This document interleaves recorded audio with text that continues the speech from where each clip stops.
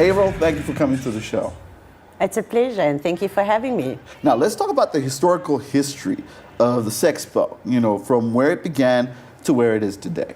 Sexpo is actually a franchise. The originators or the owners of the show are from Australia, and it's under new management. So this year, 2016, is the start of the next 5 years for the new owner, Mr. Sean Newman. Sexpo is actually a health, sexuality and lifestyle show.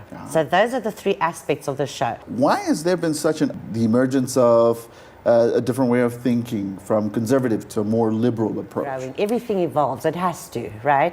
So I think many years ago, I don't know about you, but when I went to school, sex was a no-no discussion in the home, right? And as the years have evolved, people are becoming more educated. They obviously need to enhance their relationships. So they go and look for ways to help and to grow and all that sort of thing.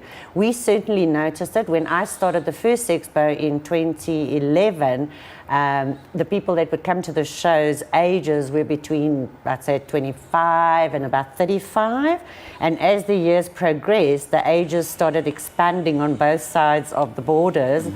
They would walk past one of the exhibitors and have a look at all these things jumping up and down and walk on the other side because they were too scared to ask, they were too scared to touch, and they didn't know much themselves, so they didn't want to appear stupid.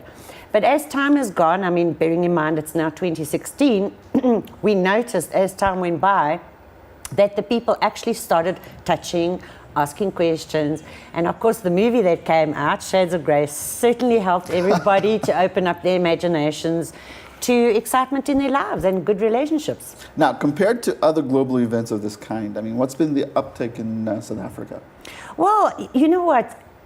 Australia obviously had a vision because they've been doing it for much longer than we have and knew that it would be very successful here.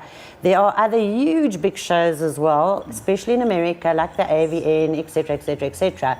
But we are becoming more and more noticed. I think Africa's always on the back burner of everything, but they don't realize the growth that we've always had.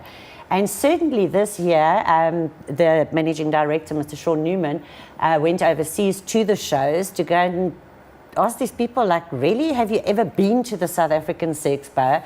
And they have been here as exhibitors, but under another organization. In other words, they sell product to people that we have in South Africa.